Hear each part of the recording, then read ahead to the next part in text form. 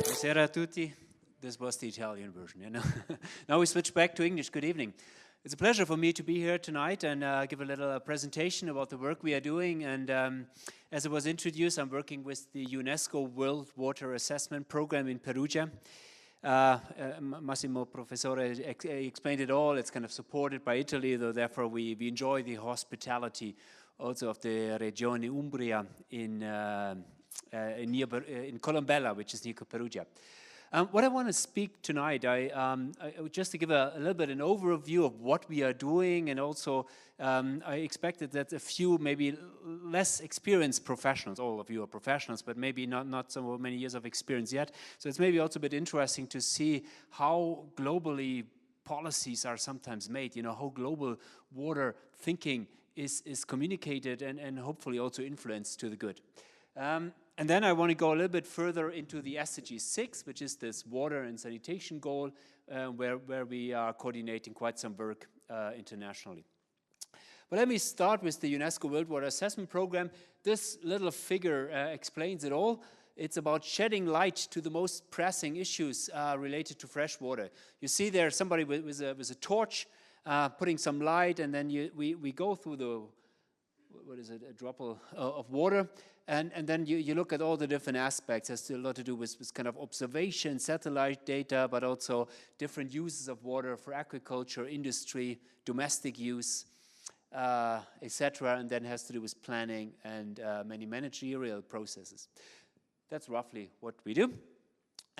There's probably too much text, but you know, if you go to university, one of the first lessons you get in any management school is kind of, you can't manage what you don't measure. So therefore, measurement, monitoring is very important to track process and to just see where you are, how far do you achieve your objectives, and how do you move on and reset your policies. So that's one of the first lessons in management school, and that is also very true in hydrology. So therefore, it's a World Water Assessment Program, so we try to support management to data collection, to informing policy and decision making. Yeah, roughly that's the UNESCO headquarters. I was interacting with my colleague from France today in Paris, but we are in this little building at the Villa Colombella in Perugia, where we enjoy the beauty of Umbria. And it's part of the science sector. Many people, when they think about UNESCO, the S is actually for science, and we are in the natural science sector. E is for education, and C is for culture. There's many cultural heritage sites in Italy with a UNESCO logo on. Maybe you have seen that. And but beside culture and education, the science sector is actually quite important, and that's where we are working. Okay, let me a few more words about this office that I'm coordinating. The main objective is to monitor, assess, and report on water. When I mean water, that means the state, the use, and the management of water. That's the overall objective. And we basically work on 3 different pillars. The one is in the middle. It's called evidence-based knowledge products. So we produce reports, publications which are not necessarily written for scientists, but rather for policy and decision makers, where we try to translate scientific results into a kind of a language, or sometimes in an actionable recommendation that leads to better water management. We'll speak about that today. Just a few examples. So every year we publish this so-called World Water Development Report, always on 22nd of March. That's World Water Day. So from now on, please celebrate that with your family. 22nd of March is the World Water Day. We always launch the World Water Development Report. This year it was on nature-based solutions, and I think we met in an event in Rome where I spoke briefly about how nature can also help us to fulfill water management objectives. Water management objectives are, for instance, to hold water back in the landscape to avoid flooding, or to avoid very severe droughts, very low flow in the rivers and the groundwater, or also to improve water quality. You know, their nature can actually help a lot. Other reports were on water and jobs and wastewater and etc., etc. We launched these, and then we discussed that with also high-level political colleagues. On the right side, that was the launch on wastewater, and you see that it's President Zuma, he was the president of South Africa, and the others are different ministers from different African countries, and World Bank senior representation. On the left-hand side, it's we launched a report in Brazil, but also with the governor of the state of Brazil and director generals of different UN organizations. So it's a bit kind of, it's a UN report, it's a UN water report that UNESCO is coordinating and producing, but really trying to inform policy and decision making at pretty global, regional and national level. Second thing, because of for students particularly, it might be interesting. So how does it work at the UN? You know, what are you doing in these buildings? You're discussing all days. There's workshops, and how do you what is discussed there, and how do you also trying to capture the attention?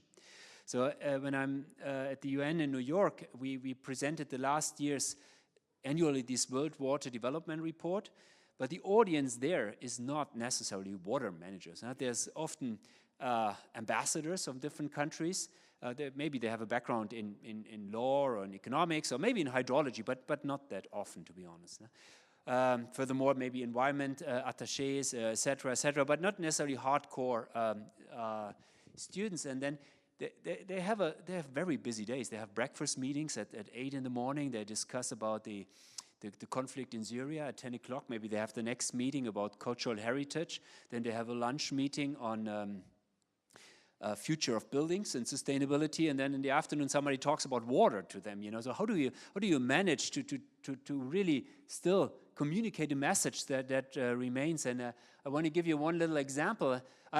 First, a few pictures of some big presentations that we did. This is the European Parliament, where we have presented the report, and also with TV and all the rest of it. But also, I want to speak about an experience that we had in New York, and therefore.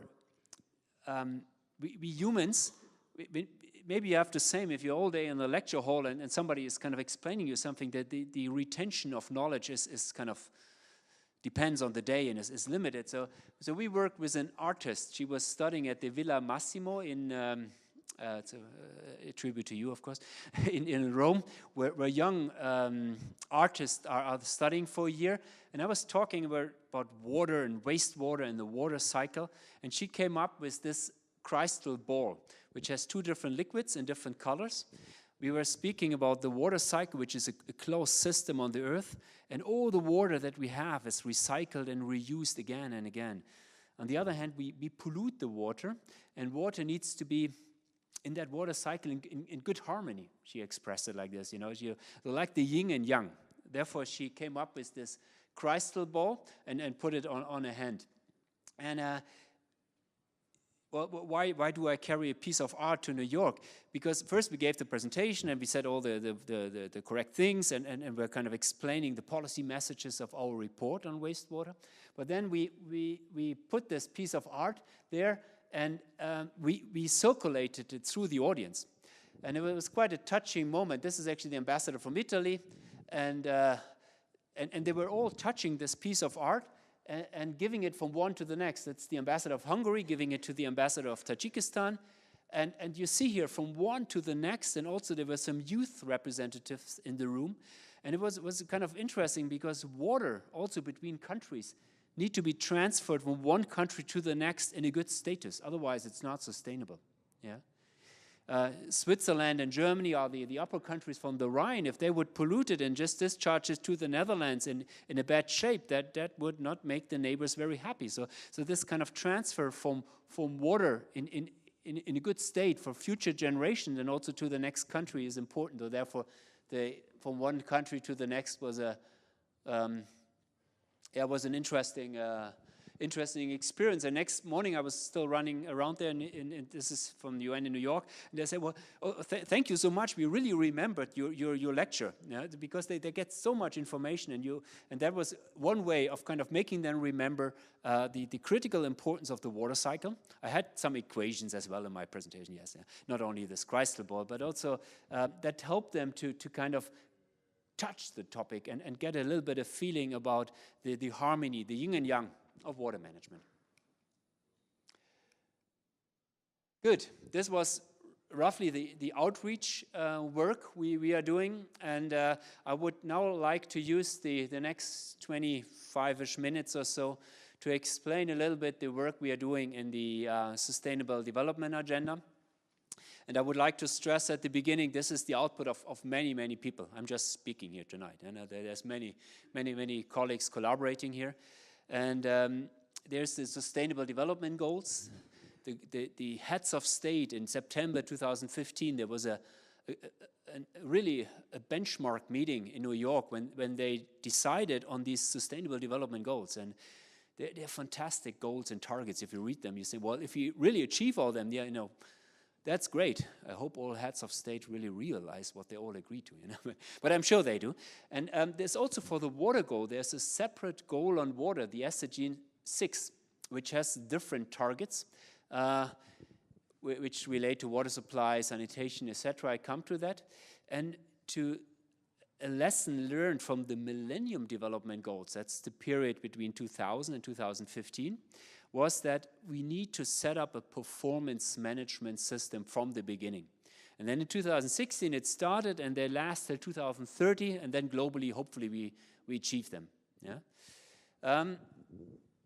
This is the water goal, and there's different UN agencies involved in measuring that performance through data drives, through data collection processes. And there was a little bit of danger that every other agency just produces yet another report and then goes to New York and goes to the policymakers and say, well, dear policymakers, please listen to us. You know, we have a report for you with relevant messages. You know, and that is maybe understandable. But on the other hand, the plethora of reports, the plethora of publications, not necessarily really strengthen the policy messages. So we said, well, instead of having many reports from the UN, from the academic community, from the countries, from the regions, rather trying to synthesize that into one report. Yeah? And that's the so-called SDG 6 Synthesis Report, a report that I've been coordinating with some 14 UN agencies and some 70 plus people contributing to it. And it was a project we started in 2016, and it was presented in New York in July last year. And we still have some follow-up work. Quickly about what is that Sustainable Development Goal 6. This is for the Millennium Development Goals, this period 2000 to 2015. The focus was largely on developing countries, yeah. So and largely on water supply and sanitation. So therefore, a pit latrine and a simple duct well. But that's different. The Sustainable Development Goals are not only for the developing world. It's really a global agenda. Which applies to the developing countries as much as to the countries in transition and the so-called industrialized country. I found this terminology, developing country, misleading anyway. Who wants to live in a country that is not developing? You know? So probably we all should be in a developing country, so hopefully. But I think it's low-income countries and high-income countries what is meant here. So it's really about drinking water and sanitation. This focus was there before. But it's also about water quality, wastewater, water use and scarcity, water management, ecosystem, so much wider, more comprehensive agenda than only the water supply and sanitation, but also about water cooperation and participation. And I will speak a little bit. I will run through a couple of these results and the way how we can measure this and inform policymakers about these processes. Yeah.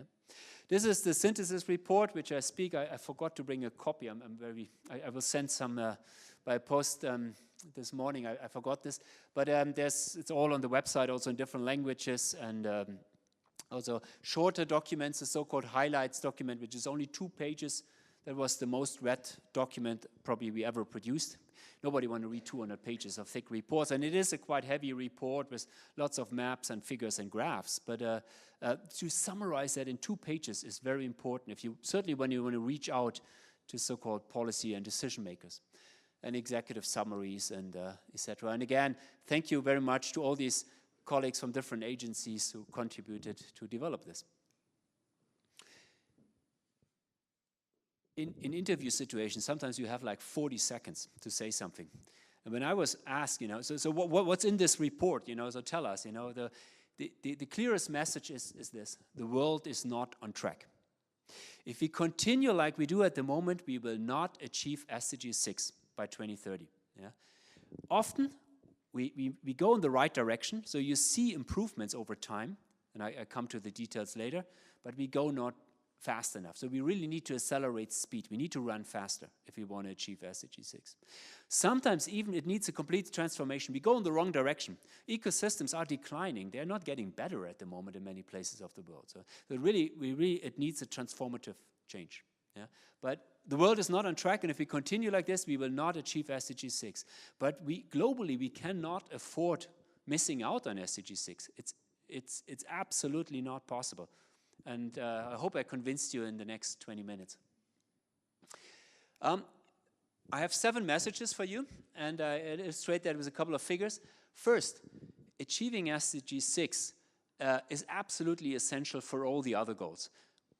Though without progress in SDG 6 and water and sanitation goal, you don't have gender equality, you don't manage, you cannot cope with climate change, there's poverty reduction, terrestrial ecosystems, sustainable cities, what else do we have? All the other goals. It's impossible to achieve if we do not achieve SDG 6. And there's in 2 small letters, there's facts that are described in the report around there, and you see for every single goal, you see the critical importance of water, and vice versa. Of course, as a hydrologist, I have a water focus, but progress in decent jobs and economic growth, progress in climate change adaptation and mitigation, progress in gender equality, etc., is absolutely essential to also achieve SDG 6. So it's really vice versa. Just showing a few examples of that. We were analyzing a lot of data, doing a lot of simple statistics. What you see here is just an example for the interlinkages of water and energy. Every country is a bubble. On the left-hand side, you have the situation in 2000 and 2014 on the right side. And we plotted here basic water supply versus access to basic electricity. And you see on the left-hand side, you see the countries where they plot, not all are at 100%, not at all. Over time, there's a race to the top. And as I forgot to say, the size of the bubble is the population. So you easily see India and China. These are the biggest countries in terms of population. So you see them, they're moving up to the top right. So China is now as close to 100% basic water supply and 100% connection to electricity. Great, that's very good. But some other countries are left behind. You know, these are the dark blue dots. These are all sub-Saharan countries. Huh? So there you see the great development that has happened in many countries didn't happen globally. Another example of water and energy links together.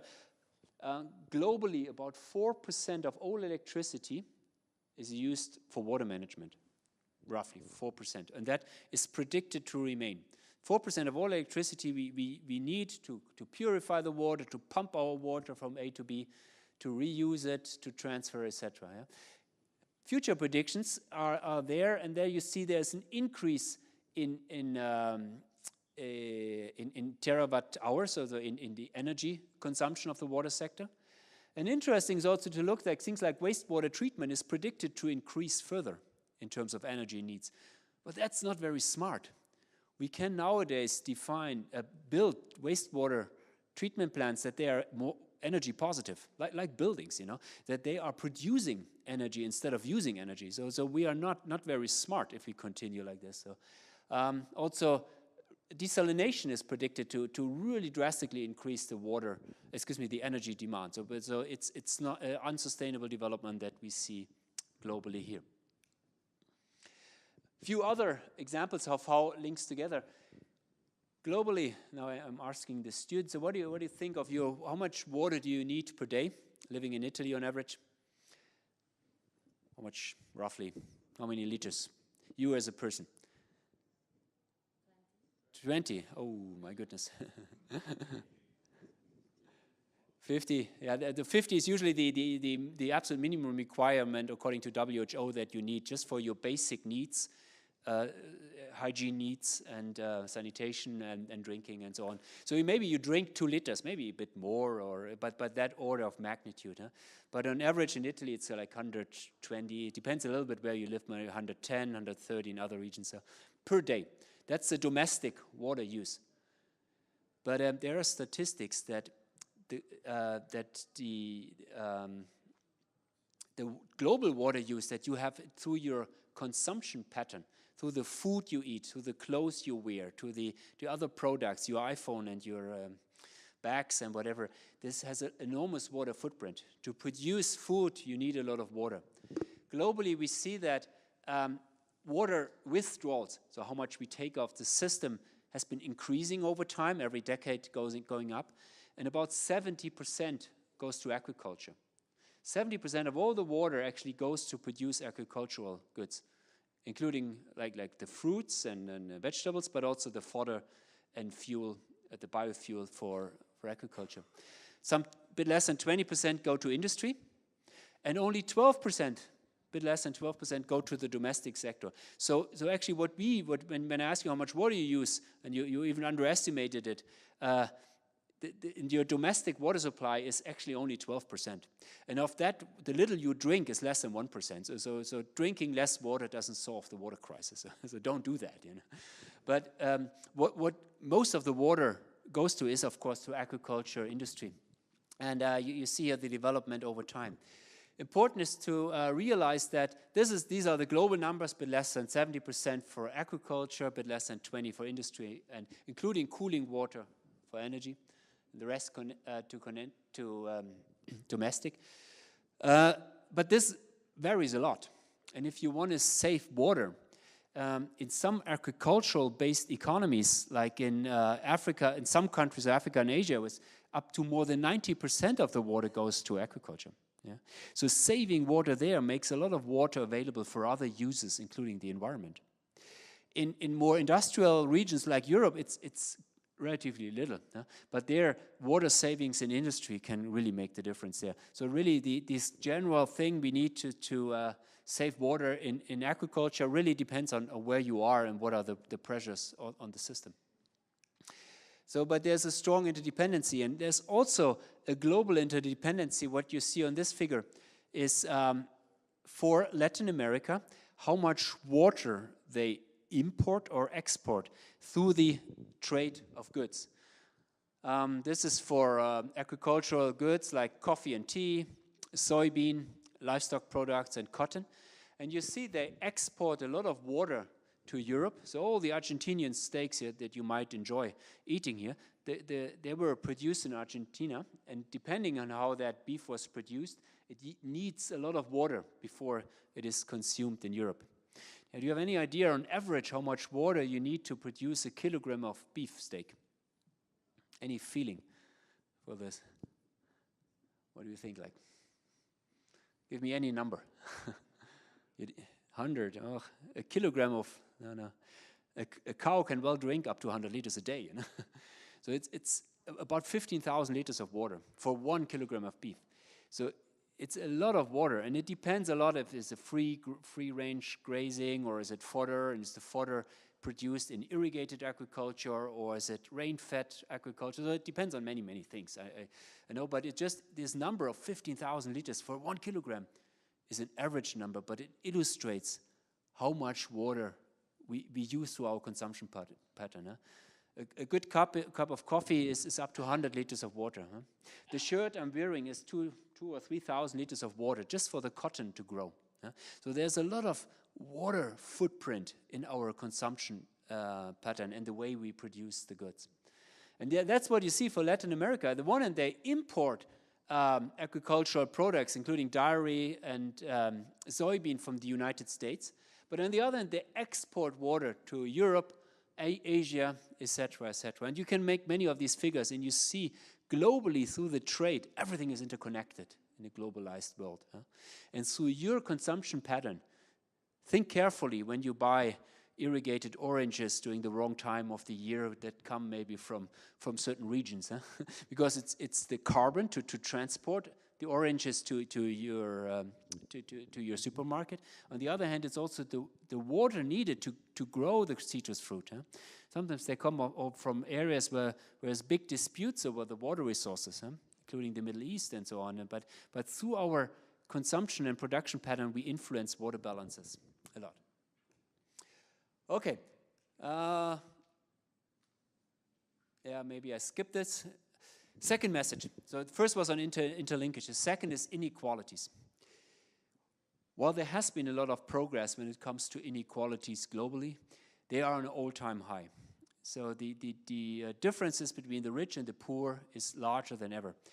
I'm following Twitter, not only Professor Montanari, I'm also following the World Economic Forum, and there was recently a statistics that I think the 2048 richest people of the world, billionaires, they own more than 3.5 billion people, than half of the rest of the population. So 2,000 people have more wealth than 3.6 or 7 billion people. Yeah? So the wealth distribution is unfortunately increasingly unequal. This is where we plot the GDP per capita, so the gross national domestic product in different countries of the world versus here it's drinking water supply, but on the y-axis you can plot access to sanitation or many other things. And you always see the rich countries are better off. Yeah, they have much better access to drinking water and sanitation.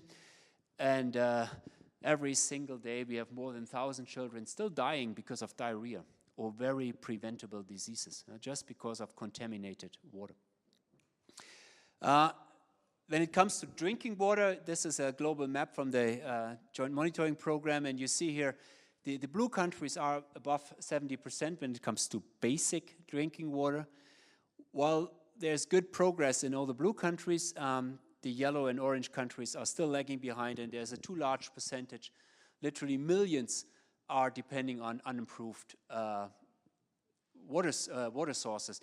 2.1 billion people lack safely managed sanitation, which is safely managed drinking water, which is the SDG objective. And here's the basic, the safely managed drinking water, and you see there's much less data available, but globally you get an impression where the problems are. Other examples for inequalities, in many countries, it's particularly the women and the girls who are responsible for household water management, and also responsible for fetching the water. I think there were statistics that the women in Africa just fetching the water, this is a higher work in terms of time, a higher workload than the whole economy of France, because it takes so much time to go and commute and collect the water for your household families. And you see who's mainly responsible are the women and girls. You see the different countries, sorry, the letters are too small, but I'm reading here. South Sudan, Mozambique, Burkina Faso, Malawi, Central African Republic, Zambia, Congo, Chad, etc. And you see it's largely the women and girls who are responsible for that. And that prevents them from doing productive services. That prevents them from doing paid work, because it takes a lot of time to take up this work. Inequalities are dramatic for many parameters, but also we produce a lot of maps with country statistics, and then we produce world maps and we color code every country, and that gives you a pattern. Very important, and that's my job, so I have to say it's important there, of course. But on the other hand, we have to make sure that there is a huge variability in every country.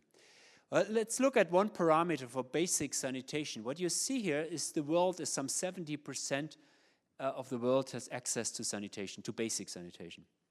If you look at one region, Latin America and the Caribbean, you see everything, everything between, 30 and 100% in Latin America and Caribbean. Depending on which country you look at, you find everything. So that 70% doesn't explain much. Let's look at Panama. Panama is a relatively developed country in Latin America. The average is 80%, but if you look in Panama, you have a huge spread between 30 and 100% in a relatively small country. And there's a huge difference between the urban and the rural, between the rich and the poor, and the Panama City and some other municipalities. So having one value per country is not really informing policy and decision making. So it's really important to look at subnational variability and really tackle the hot spots in the country to come up with better solutions that actually work. But these statistics are often given country statistics, but be aware of this huge variability which is behind there. Another one is stunting. Stunting is if children in their growth are physically behind, so they don't grow fast enough, which depends on many things. A poor diet, poor health service in young age particularly, but also on poor water supply and sanitation and hygiene. What you see here, we plotted here the GDP per capita, so the rich countries are here. These are the Gulf countries, European countries, some other rich countries, versus the proportion of children stunted at the age of 5. And you see the richer the countries, the less stunted. And you also see there's the red countries are with very poor sanitation service, while the green are with better sanitation service. And you find similar patterns if you plot water supply and others. And so you see better access to water supply and sanitation has directly impact on the growth of children. Yeah? And this is terrible, sad news. And it's not only the physical development. This is a picture I found in a publication on the brain cells, and you see brain tissue of a normal child versus a stunted child, and you see the branching is completely different. So the human capacity, the brain, is not developed as well for stunted children compared to so-called normal children. So it's not only being a bit shorter. My sister was also short, huh? but it's also the brain capacity that is really hampered here. Huh? And so that is really bad news. And in India, it's a bit less than 40% of the children that are stunted. Yeah?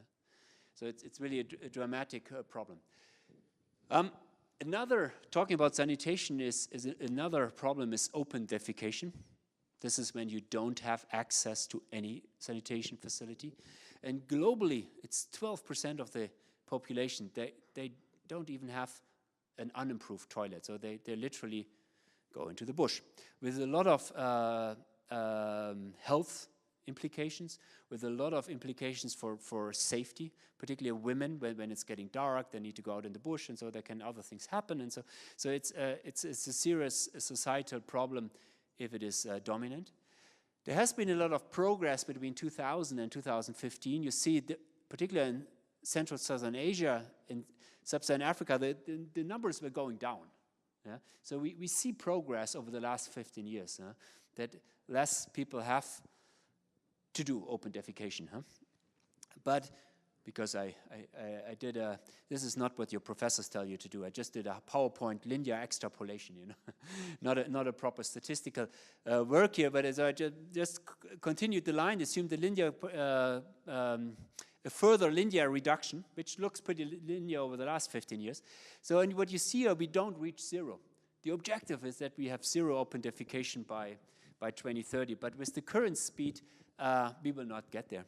So we really need to reinforce the efforts to come up with big programs for better sanitation if we want to achieve zero open defecation by 2030. Other examples why it's really time to act now, and I said before, we have to run faster. Maybe some of you are runners. Huh? So if you run the right direction, it's good, but you have to run faster to really achieve this. What is plotted here is the countries with poor water supply, so less than 5% basic water. Yeah? And if you plot these countries and you say, well, the last 15 years, the progress over the last 15 years is a good indicator for the next 15 years. So we assumed the gradient of change over the last 15 years remain the same over the next 15 years. And then we look, well, how many countries are on track? How many countries will achieve 100% basic sanitation or 100% basic water for all? And it's a sad news. Huh? Only 1 out of 5 countries is on track when it comes to basic water, and only 1 out of 10 countries is on track when it comes to basic sanitation. So these countries, these are the one in the blue, these are only 15 countries which are really, if they continue with the current speed, they get there by 2030. All these countries plotted in the orange space, they will not get there. And then in the green space, they even go the wrong direction. They have even a poorer water service level. So in this case, it's Zimbabwe, Solomon Islands, and some others. They even have less service for the people. So really, we have to run faster if we want to achieve it by 2030. Another example is urbanization. But what we plotted here is the increase in urban sewers to manage the wastewater produced. And all the countries that plot on the right side, positive, so they have an increase in urban sewers.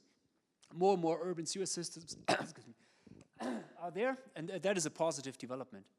On the y-axis, we plotted the increase in urbanization. I'm sure you're aware that we are increasingly living in an urbanized world. So more and more people move into urban areas and live there. So having more urban sewers is a good development, but only the green countries, they have so many more urban sewers that they actually outpace the urbanization.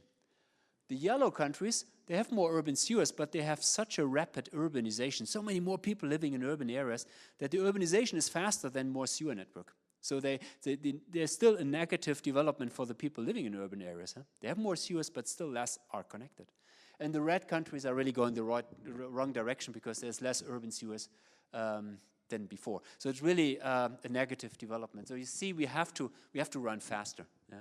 Or have to think differently about sanitation. Maybe decentralized systems are more applicable than classical urban sewers. Yeah? So we have to think about innovative new systems, decentralized, low-cost systems that also do the service. There's big cities like Laos or so in Nigeria, some 20 million people living. There's 5% of the wastewater is collected and treated. Huh? 95% of the people, the wastewater just goes to the river, to the sea. So to retrofit this with all perfect urban sanitation, as your professor teach you here at the university, is unlikely to happen. It's too expensive, and so we have to think of new systems about how to supply service to the people. I skip this in the interest of time. I want to speak a little bit about water management and governance. Now it gets complicated. Huh? Well, hydrology and water management, often if it's about the physical part, the visible part, urban sewers, dams, pipes, distribution networks, etc., this is something you see and you can touch, and you see the water management. Yeah? The invisible part of that water management is the rules, the legislation, the way we manage it, the procedures, operational guidelines, etc., which are often much more invisible and often more complex. And the same is true for city management. I think the physical part is often the one we like to see, and mayors get famous if they get another beautiful building, but the invisible part is a participatory planning process and all these complicated things. You know, they are often difficult, as it is in water management. Few words, there's ideas to measure a country. How good do they do their integrated water resources management, the IWRM? And this is really about integration, integrating between sectors and also between countries, so in a transboundary component. And there's frameworks to do that and how to integrate between sectors, and really it's a process that needs to be constantly facilitated to achieve integrated water resources management, yeah? Which includes participation. Let me show you some maps. This is a global map for every country, a color, for the degree of IWRM. So there's ways to measure a country's progress in IWRM. Italy is medium-high, is in the yellow-orange part, for instance. This is done through a questionnaire that is sent out to the countries. There's a lot of training coming with it, and making sure that people actually fill in the questionnaire correctly. And then they're based on financial resources, on rules, legislation, on participation of different stakeholder groups, etc. You can measure the degree of IWRM. It's not a physical measure like with a meter, but it is a social science methodology with a questionnaire to do it. And globally, it's kind of interesting. You have some 3% that are very far, including France, I think the Netherlands, Hungary, now Austria, I think. Do I see this correctly? Yes, Austria. Others are also very high, many European countries, Australia, China. I think United States recently joined that club. So, but other countries are lagging behind, either because of legislative lagging behind, or because of financial resources, or because of many other reasons. Yeah. There were similar questionnaires were done in 2007, 11, and 17, and you see, if you do that after a couple of years, you see improvements. You see that more and more countries join the club of high degree of IWRM, which is a good development. On the other hand, if you see the progress over the last 12 years and think you want to achieve 100% for all countries by 2030, we will again not get there. So IWRM is a complex issue with rules, legislation, and many complicated pieces of work that needs to be put together, and that's something, usually it's a slow process, but we really need to improve if we want to achieve a high degree of IWRM by 2030. Same is true for the transboundary degree. This is a map, global map of the transboundary surface water systems, like the Rhine, which is shared between many countries in Europe, and groundwater bodies. This is the green column. This is countries sharing groundwater systems. To measure how far transboundary basins are also measured in a sustainable, integrated way, an indicator was defined that measures the the portion of a transboundary area with an operational agreement. So operational agreement, there's definitions that they meet once a year, that they share data, and they jointly measure their water resources. And that was then also sent out as a questionnaire, and this was mapped, and you see here the results, that only 64% of the surface water and 47% of the the shared groundwater resources are actually under an operational agreement. So also there, if you want, and you see how complicated it is to set a multinational transboundary groundwater or surface water agreement. This is not a 5-minute job, you know, that needs negotiation at the highest political level, etc. It's unlikely that we get to 100% by 2030. Yeah? So really, again, another example to move on. In the pre-chat with which we had this afternoon, I learned also at the SOS School for Sustainability, one of the things you're working is also on participatory city planning and I think land planning, if I understood it correctly. We in water, we try that also, yeah. So we understand the importance of all stakeholders, including civil society in planning processes. Very important for sustainability of the process, very important for getting buy-in to actually do something. And colleagues from WHO were measuring this, and I think they looked at 80 plus countries and looked at the legislation where a participatory approach in water management exists on paper at least. So there's a law for it to do it. Huh? And then they also looked, these are the 80% numbers, huh? In rural water supply, rural sanitation, urban water supply, sanitation, etc. 70 plus or 80 plus % of the countries actually had the legislation that enables participation. So that's good. Yeah? Maybe still 15-20% are lagging behind, but you know, that's not bad globally. But then you look, is the participation really meaningful? Do really all members of society have a voice? Do they all participate in decision-making process, including so-called vulnerable groups, often marginalized members of society? Then it comes to the blue bars.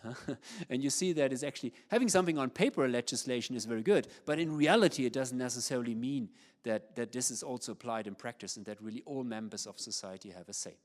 Yeah? So therefore, this explains the procedures for law and policy when it comes to water management, and 110 countries were, sorry, I was wrong.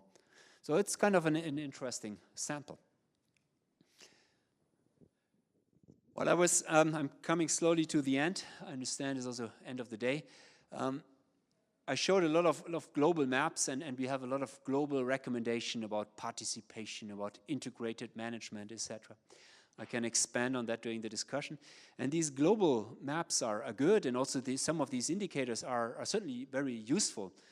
But to locally have an impact, to really advise a country where to improve, where to change, etc., it needs a much more localized, nationalized or domesticated view. So you really have to understand the physical or biophysical boundary condition, the socioeconomic conditions in a country, and to really see what is necessary to make progress in more sustainable management. So every country has to localize its vision, its strategy. Having this global framework of the SDGs is very helpful to put also water globally on the agenda. But it's very important that every country sets its own targets and objectives, you know.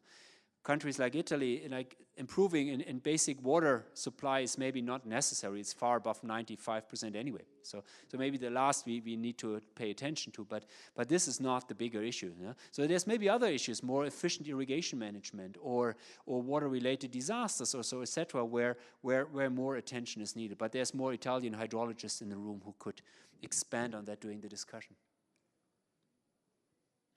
I come to my last point. I'm not an economist, but I work a lot with World Bank and other colleagues, and you know, as a simple hydrologist, you know, what is money at the end makes a difference also. Investment resources makes the difference if you want to make progress. And when it comes to water financing and water and sanitation financing, this is also really needed at big scale. Interesting as to how much people pay for water services. Do you know how much you pay for your water service? No? Ask your parents in case you live at home, but maybe most of your parents also don't realize, you know. It's actually very little compared to what you pay for gasoline. So it's relatively little. For a cubic meter of water, we often pay in our society 3-4 euros, including the wastewater treatment actually. Huh? So it's not much. And if you consume 110 liters a day and 3-4 euros per cubic meter, so that's not really what you feel a lot financially, huh? But that can be different in many countries, huh? If you look here and you take your 80% of society, and then in Latin America, now I used this slide in Cairo recently.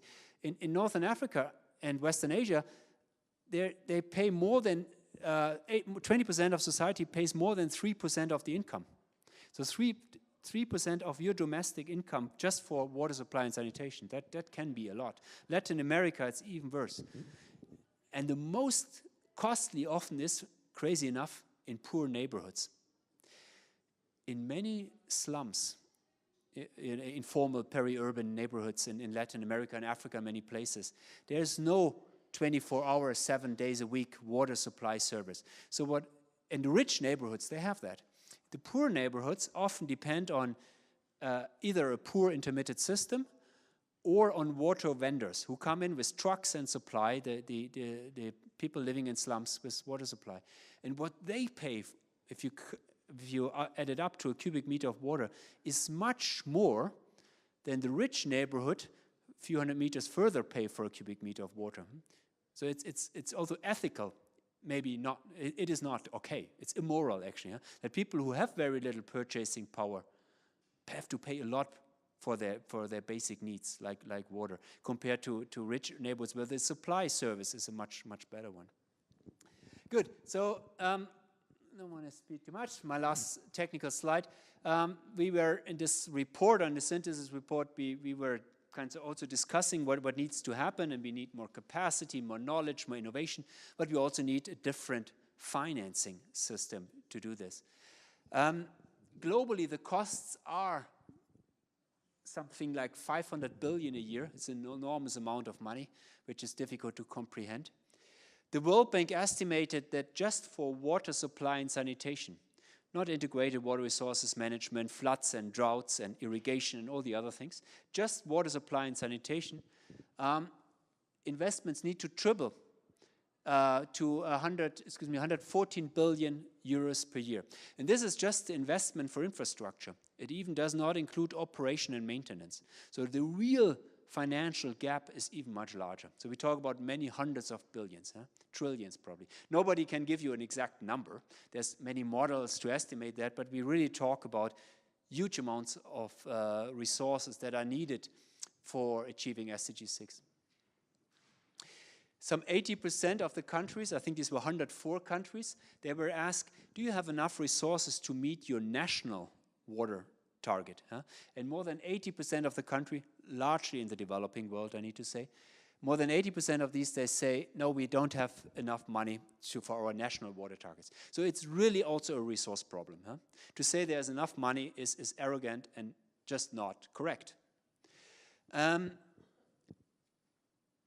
Maybe some might think maybe it's a question of ODA, Overseas Development Assistance, aid. Maybe it's just kind of scaling up aid to support the poor countries. Aid is very important, but cannot be the solution. Globally, 5% of the total ODA, Overseas Development Disbursements, or the money that is spent in the South, is about 5% of the total ODA. For agriculture, it has tripled over the last years, but water remained rather constant at 5%. And it's unlikely to be upscaled so significantly. So that will not happen. So aid cannot be the solution. What we concluded in the report, what can help is first effectively use all existing resources that are already there. While there is aid and developing monies have relatively cheap loans, often there's no bankable projects. There's no projects where banks want to invest in which ensure long-term commitment. I can expand more on the discussion, but water investments are a bit special. Often you need a lot of upfront capital at the beginning. So you need, like, you build a house, like the architects in the room here. You build a dam or a distribution network or whatever, a wastewater treatment plant, but then a very long payback period, sometimes over many decades. So the upfront capital investment is very high, and then a very long payback period. You might want to do this in Sweden or in other countries, but in fragile countries where political systems are very unstable, you think about your investment, because you don't know what will happen in the coming decades. Do you see your money back? So the fragility of a country, the political instability, really is introducing a risk to the investment that is often not happening. Therefore, national money or also resources from development banks are very important to de-risk these investments, to ensure investors. So, well, we know the country is tricky, but we can de-risk the money through insurances and through other means to make this necessary investment possible. So this is important. The rest, what else do I need to say? Oh yeah, it's a question of ODA. It's a question of national money. So the domestic resources need to be spent, upscaled larger. Countries need to take charge of their problem when it comes to water and sanitation and be able to and ready to also invest in it. And last but not least, also private sector investment need to be stronger in the water sector. In the water sector, we were not too successful over the past decades in attracting private sector investments. Water seemed to be not a very sexy topic for investments, but it should be, because it is so important for the economy, it's so important for the health for the people, it's so important for the environment. So therefore, it needs these investments, and they will come in if there is a payback model that pays back. Last number, so that's what we talk about, blended finance, so that different financial resources are matched and to organize money for an investment. The last number for today, it's interesting, every dollar invested into the water sector pays back to society with a multiplier. On average, UNICEF estimated that every dollar put into water supply and sanitation pays back for the whole country with a factor 5. A lot of these income materialize not in the water sector, but because people are healthy, they can go to school, they can go to work, and they have water for their energy cooling plants, etc., etc. So there's benefits materializing outside the water sector. But if you look at the whole macroeconomic benefit, every dollar put in the water sector has a very significant multiplier, average number 5. It varies from country to country. So, but if it is like this, why is it not a sexy sector for investment? So why are we not able to really attract the necessary resources, which are billions, which are hundreds of billions? And we believe through better risk management, through blended financing structures, these are among the changes that need to happen to really upscale investments in water and sanitation. Good. Ladies and gentlemen, with this, I hope I was clear. little excursion into hydrology and water management at global political level. Big thank you again to the many partner institutions that contributed to this specific report I was talking about today. And with this, I'm looking forward to the discussion. Thank you very much.